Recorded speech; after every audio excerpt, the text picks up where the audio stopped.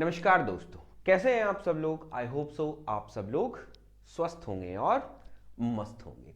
तो चलिए आज स्टार्ट करते हैं refrigerant and their properties.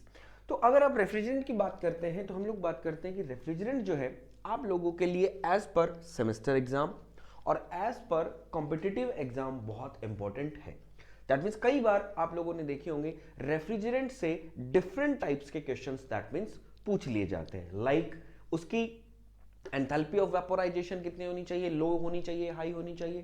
That mean there is a pressure ratio, एक रेफ्रिजरेंट जब जो यूज कर रहे हैं उसका दैट मीन हाई होना चाहिए, मोर होना चाहिए।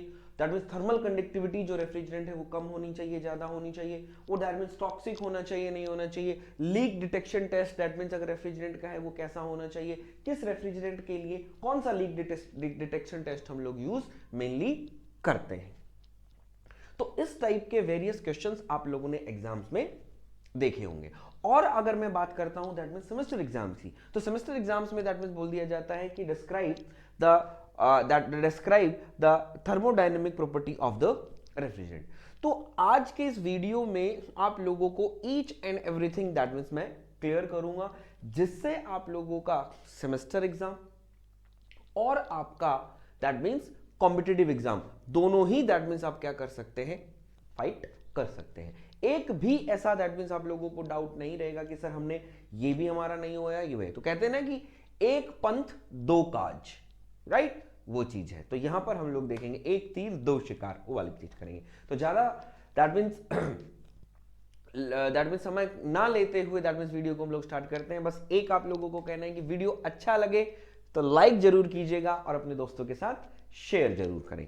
तो सबसे पहले हम बात करते हैं कि sir what is refrigerant.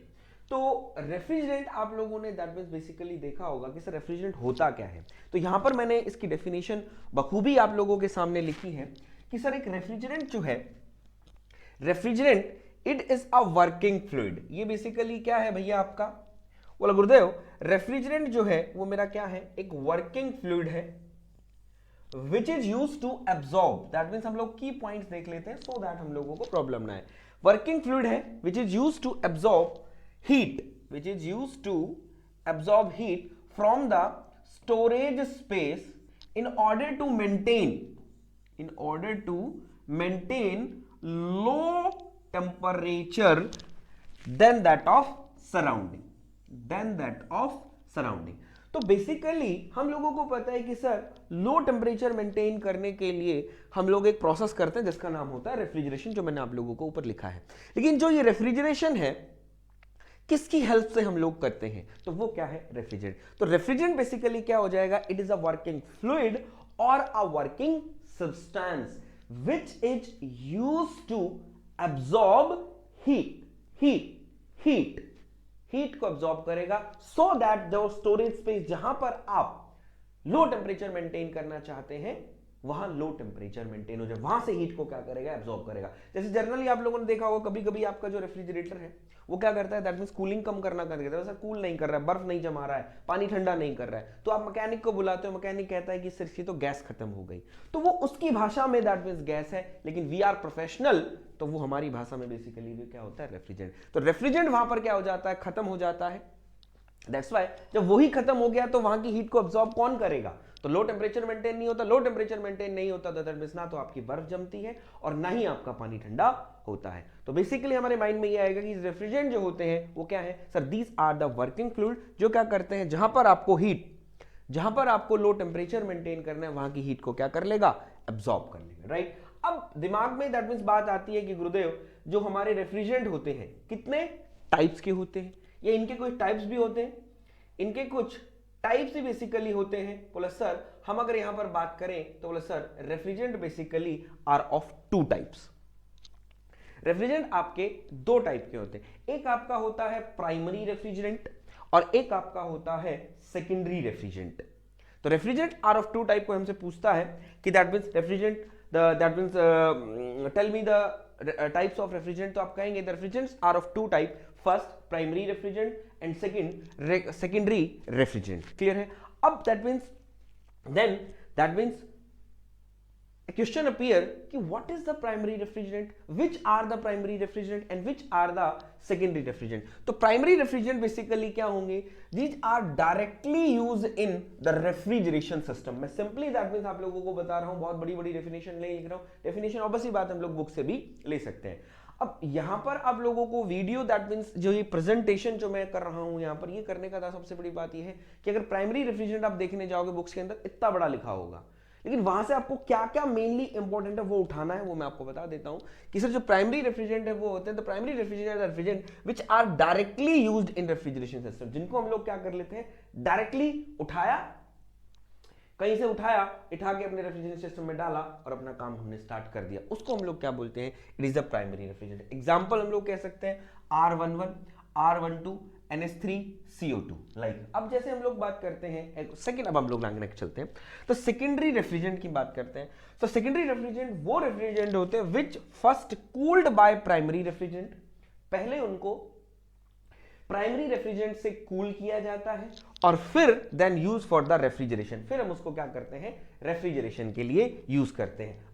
Like example के तौर पर हम बात करें वाटर, एग्जाम्पल के तौर पर हम लोग क्या कहेंगे, वाटर, और दूसरा हम लोग कह सकते हैं ब्राइन। ऐसे बहुत सारे हैं लेकिन हम लोग उन्हीं की बात करेंगे जो इंपॉर्टेंट है, generally that means examiner ask from that question, ठीक है। तो दैट मींस H2O और brine, brine basically it is the solution of H2O plus NaCl, clear है। ब्राइन बेसिकली आप लोगों ने देखा होगा the brine is brine is a secondary refrigerant which is used in milk chilling plant, जो milk chilling plant होते हैं जहां दूध को ठंडा रखा जाता है वो हम लोग ब्राइन यूज करते हैं। तो that means there is a water, clear है। तो आप लोगों को क्लियर हो गया कि सर जिनको हम डायरेक्टली हमारा रेफ्रिजरेशन सिस्टम में हम लोग यूज कर ले उनको हम लोग बोलेंगे प्राइमरी रेफ्रिजरेंट, और जो पहले कूल किए जाए प्राइमरी रेफ्रिजरेंट से उसके बाद हम उसको यूज करें तो उनको बोलते हैं सेकेंडरी रेफ्रिजरेंट, ठीक है। अब मैं आपसे क्वेश्चन पूछता हूं सिंपली, आपके घर में जो मैकेनिक आता है जो गैस डालता है वो एक रेफ्रिजरेंट है, तो आप मुझे बता सकते हैं कि सर वो कौन सा है, प्राइमरी है या सेकेंडरी है? सोचिए, वो प्राइमरी है या सेकेंडरी है? ऑब्वियसली बात है, वेरी गुड, शाबाश मेरे बच्चे।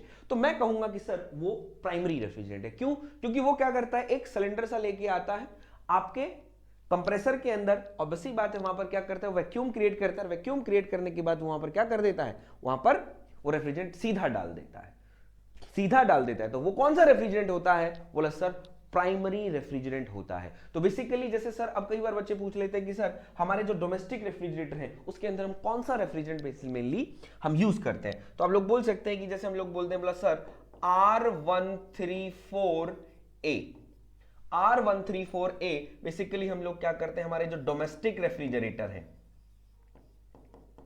ठीक है, उसके अंदर हम लोग यूज करते हैं,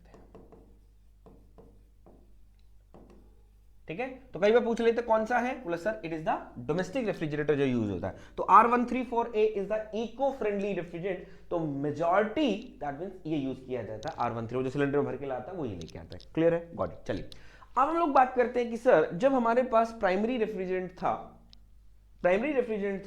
तो बोला सर सेकेंडरी रेफ्रिजरेंट क्यों आया पिक्चर में? जब मेरे पास एक चीज है तो मैं दूसरी चीज क्यों लूंगा? ऑब्वियसली बात है, आप लोग एक लैपटॉप लेकर आते हो या एक फोन आप लेकर आते हो, उसको दैट मींस 1-1.5 साल के बाद आप उसको छोड़ के दूसरा फोन ले आते हो, क्यों? क्योंकि सर उसके अंदर पहले वाले फोन से ज्यादा फीचर्स आ जाते हैं, राइट? या वो दैट मींस बोला सर ठीक है, एक फोन का एग्जांपल हो जाता है, बोला सर या हम लोग कह देंगे दूसरी चीज हम लोग क्यों लेंगे, क्योंकि वो क्या होती है, बोला sir cost effective that means होती है। तो यहां पर भी यही चीज होती है कि sir primary refrigerant basically secondary refrigerant comes into picture क्यों आए, क्योंकि सर सेकेंडरी रेफ्रिजरेंट क्या होता है कि सर जो प्राइमरी रेफ्रिजरेंट होते हैं दे आर कॉस्टली,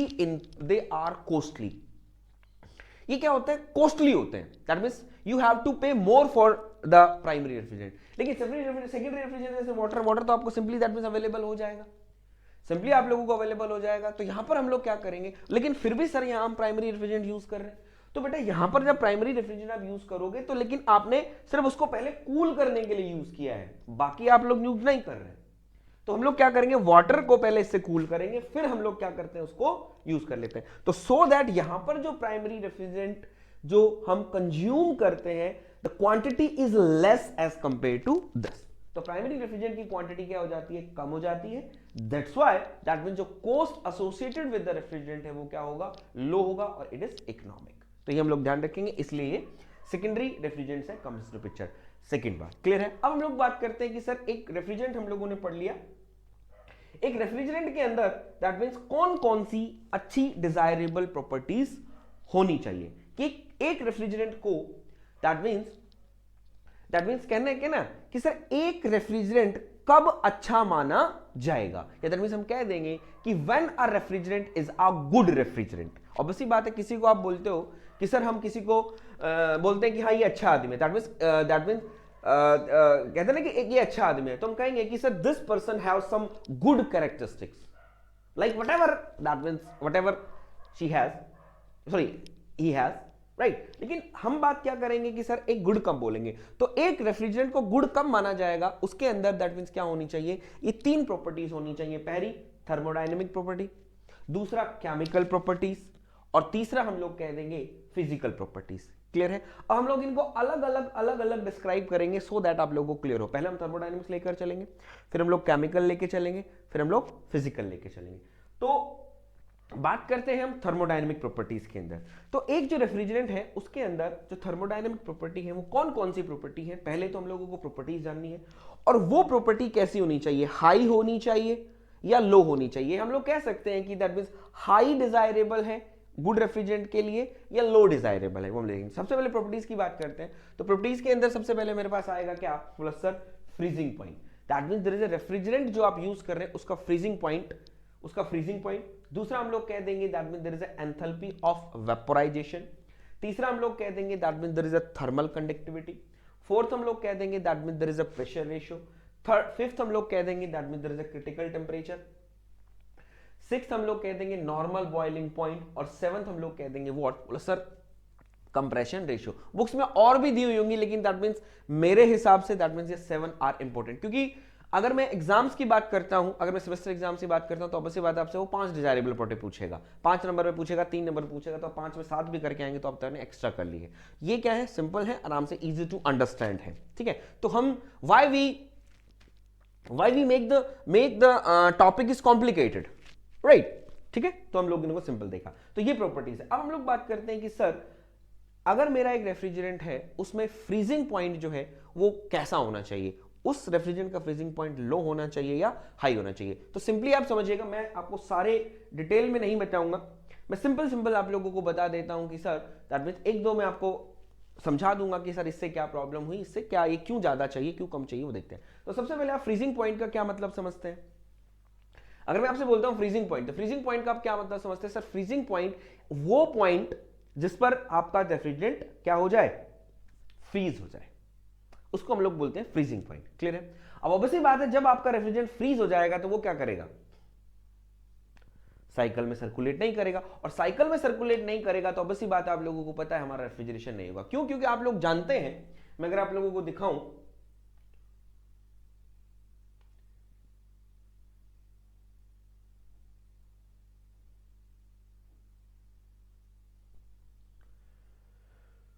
हम वेपर एब्जॉर्प्शन रेफ्रिजरेशन का ही काम ले लेते हैं। तो दैट मींस रेफ्रिजरेंट आपका क्या करता है, इवापोरेटर में जाता है, यहां से हीट को एब्जॉर्ब करता है, यहां से हीट को क्या करेगा, एब्जॉर्ब करेगा, यहां से इवापोरेटर में हीट को क्या करेगा, एब्जॉर्ब करेगा। इवापोरेटर में बाद क्या आता है, एब्जॉर्बर में आता है, एब्जॉर्बर के बाद पंप में जाता है, पंप के बाद कंडेंसर जनरेटर में जाता है, जनरेटर के बाद कंडेंसर में जाता है। यहां पर रेफ्रिजरेंट आपका क्या करता है, हीट को रिजेक्ट करता है, तो यहां पर हीट को रिजेक्ट कर रहा है, यहां पर हीट को एब्जॉर्ब कर रहा है। तो अब ऐसी बात है, इसका अगर ये सॉलिड हो जाता है तो ये सर्कुलेट नहीं करेगा, अगर ये सर्कुलेट नहीं करेगा तो ऑब्वियसली बात है हीट रिजेक्शन और हीट एब्जॉर्प्शन होगा, तभी तो हम लोग रेफ्रिजरेशन कर पाएंगे। बोला सर तभी हम लोग रेफ्रिजरेशन कर पाएंगे। लेकिन बोला सर रेफ्रिजरेशन अगर नहीं होगा तो हम लोग क्या कह देंगे कि सर रेफ्रिजरेशन, तो हमारे पास क्या होना चाहिए, फ्रीजिंग पॉइंट जो है, हमारा फ्लूइड जो रेफ्रिजरेंट हम लोग ले रहे हैं वो दैट मींस सॉलिड नहीं होना चाहिए, जल्दी से जल्दी सॉलिड नहीं होना चाहिए, नहीं होना चाहिए। तो दैट्स व्हाई तो हम लोग क्या चाहेंगे कि सर उसका जो भी हम रेफ्रिजरेंट लेके चल रहे हैं उस रेफ्रिजरेंट का जो फ्रीजिंग पॉइंट है वो क्या होना चाहिए, जितना कम होगा उतना मेरे लिए अच्छा है। The low as low possible. इसका एक सबसे अच्छा एग्जांपल बताऊं, आप लोग बात करते हैं वाटर। सपोज दैट हमने क्या लिया, जैसे वेपर एब्जॉर्प्शन रेफ्रिजरेशन सिस्टम में मैंने आप लोगों को बताया था 2 फेमस रेफ्रिजरेंट एब्जॉर्बर पेयर हम लोग यूज करते हैं। एक पहला NH3 प्लस H2O, जिसके अंदर NH3 रेफ्रिजरेंट होता है, H2O एब्जॉर्बर होता है। और एक हम लोग करते हैं H2O plus lithium bromide, H2O refrigerant है, लिथियम ब्रोमाइड क्या है, एब्जॉर्बर है। तो सपोज दैट आप लोग क्या करें, H2O को एज अ रेफ्रिजरेंट यूज कर रहे हैं, व्हाट इट बोला, हाँ। तो सपोज दैट आपको क्या करना है, आपको रेफ्रिजरेंट आप H2O ले रहे हैं और आपको क्या करना है कि सर रूम, आपका जो रूम है उस रूम में आपको दैट मीन्स -5 डिग्री, चलो -5 नहीं, हम लोग बोल देते हैं -2 डिग्री सेल्सियस हम लोगों को टेम्परेचर मेंटेन करना है, ठीक है। आपके रूम में -2 डिग्री आपको टेम्परेचर मेंटेन करना है, तो ऑब्वियसली बात है जो रेफ्रिजरेंट आप यूज करेंगे उसका temperature below then that this temperature होना चाहिए ना।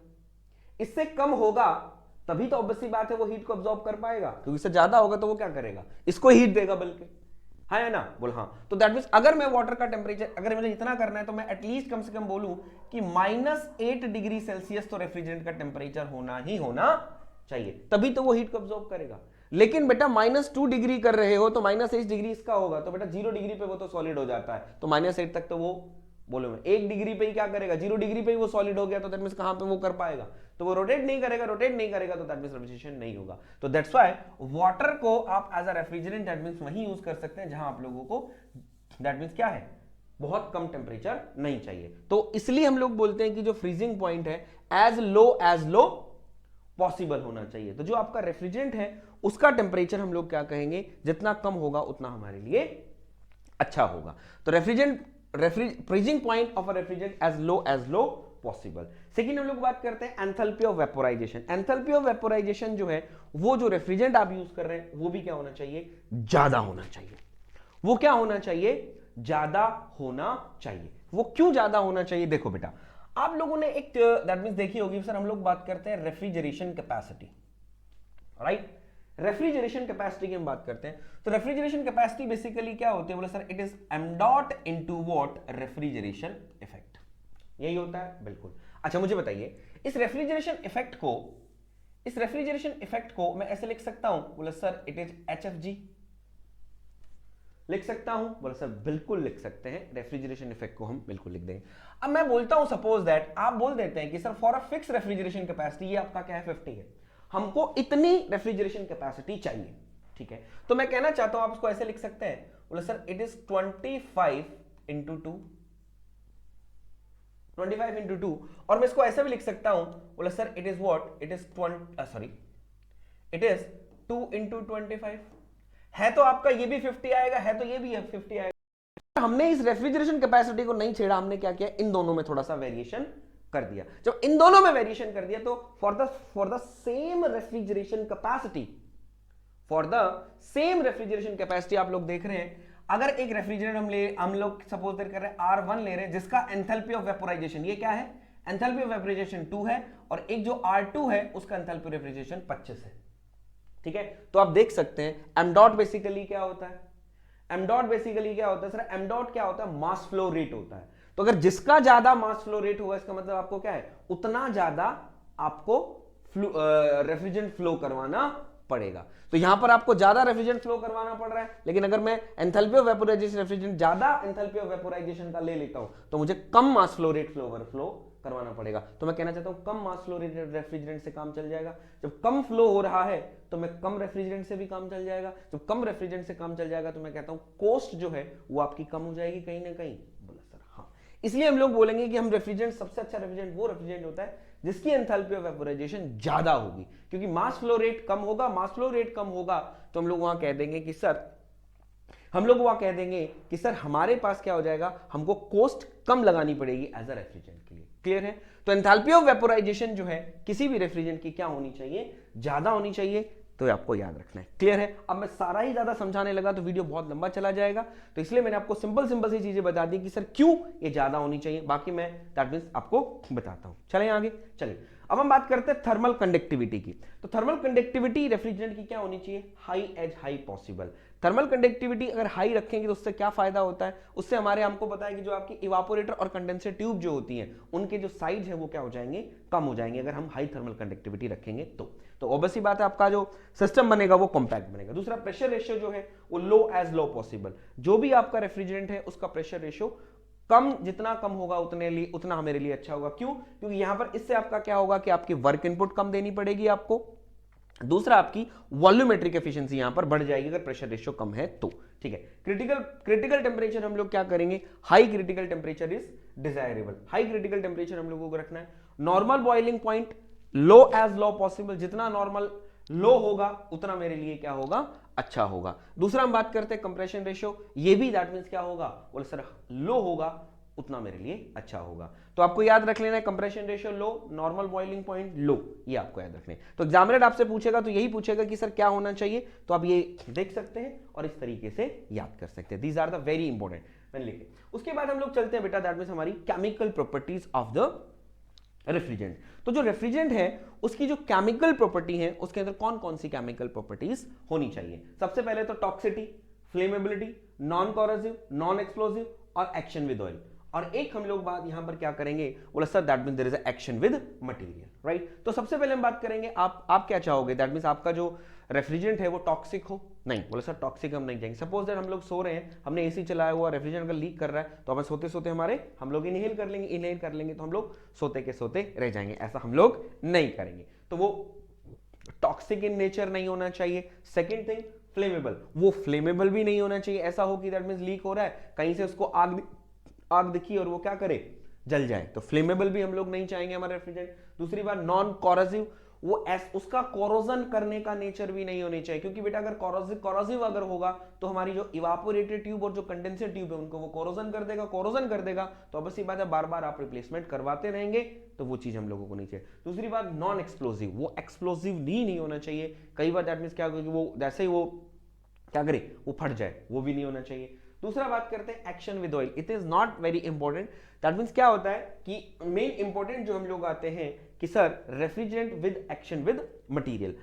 जैसे आप लोगों ने देखा होगा कि जनरली जो आप लोग रेफ्रिजरेटर यूज कर रहे हैं, आप लोग जो एसी यूज कर रहे हैं, उनके अंदर जो रेफ्रिजरेंट है, रेफ्रिजरेंट जो है वो कौन सा यूज कर रहे हैं, सर हम लोग क्लोरोफ्लोरोकार्बन यूज करते हैं, ठीक है, बेसिकली सीएफसी हम लोग यूज करते हैं। और जो इवापोरेटेड ट्यूब और कंडेंसर ट्यूब्स होती हैं उनका मटेरियल क्या होता है जनरली, बोला सर कॉपर होता है।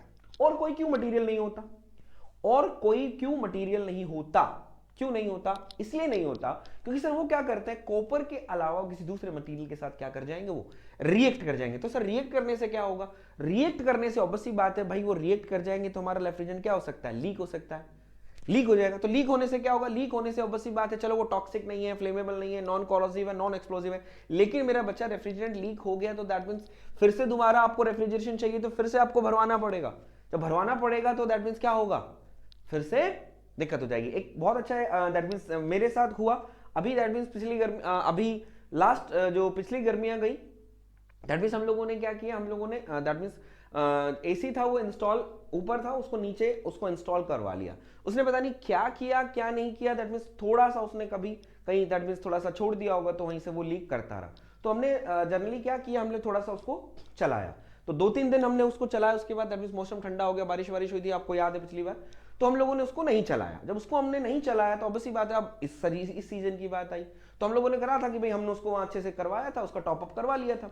जब उसका टॉपअप हम लोगों ने करवा लिया था तो अब हमने उसको चलाया तो वो कूलिंग ही नहीं कर रहा है। तो 2-3 बार कूलिंग देखने के बाद फिर मैंने मैकेनिक को बुलाया, मैंने बोला भाई कूलिंग नहीं कर रहा है, तो वो कहता है कि सर इसकी तो गैस बिल्कुल ही नहीं है गैस इसके अंदर। मैंने यार मैंने तो टॉपअप करवाया था, तो बोला सर वो लीक कर गई।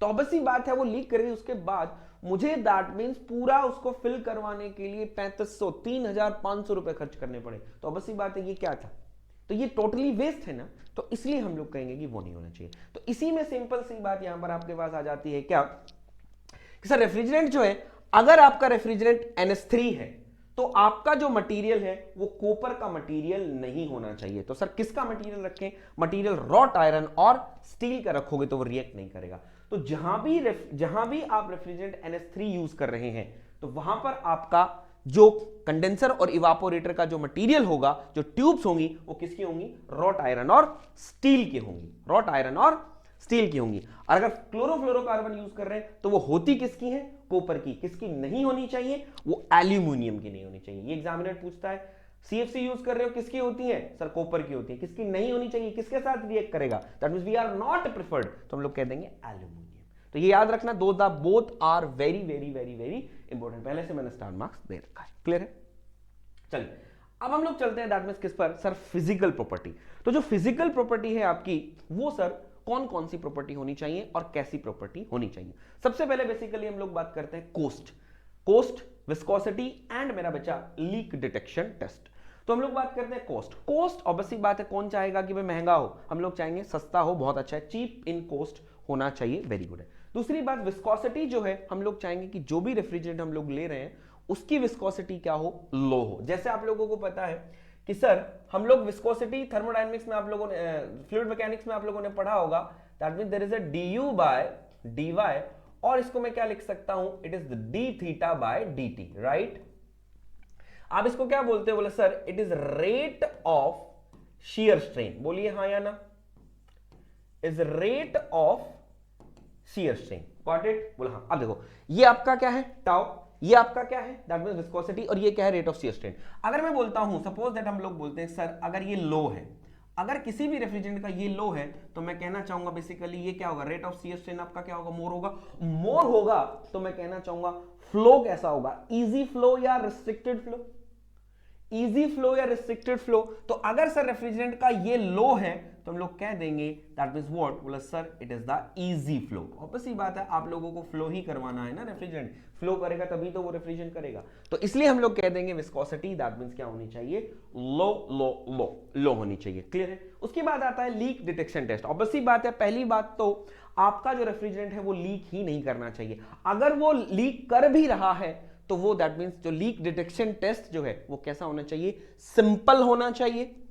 सिंपल क्यों, क्योंकि सर आप और ऑब्वियसली बात है हम लोग जब तो मैकेनिक को बुला के नहीं लाएंगे, इतनी देर में बुला के लाएंगे सारा रेफ्रिजरेंट लीक हो जाएगा, या सिंपल होना चाहिए सो दैट मैं और आप कर सकें। दूसरा फास्ट होना चाहिए, जल्दी से दैट मींस लीक्स को डिटेक्ट कर दे, ऐसा नहीं कि हम लोग 1 घंटे लगे रहे हमको वो नहीं मिला। तो ये आपको देखना simple and fast as fast possible. अब एग्जामिनर यहां पर बात कर लेता है कि सर डिफरेंट रेफ्रिजरेंट है हमारे पास, तो डिफरेंट रेफ्रिजरेंट्स को डिटेक्ट, अगर उनका लीक डिटेक्शन टेस्ट हम लोगों को करना है तो किस तरीके से हम उनका उसके लीक को हम लोग डिटेक्ट करेंगे, कैसे हम लोग उसका लीक डिटेक्शन टेस्ट देखेंगे। तो वेरी इंपॉर्टेंट टेबल है मेरे शेर, जो आप लोगों को याद रखनी है। जैसे अगर आपका रेफ्रिजरेंट NH3 है, अगर आपका रेफ्रिजरेंट NH3 है, या आपका रेफ्रिजरेंट फ्लोरोकार्बन है CFC, क्लोरोफ्लोरोकार्बन को एक और नाम से जानते हैं that means there is a halocarbon.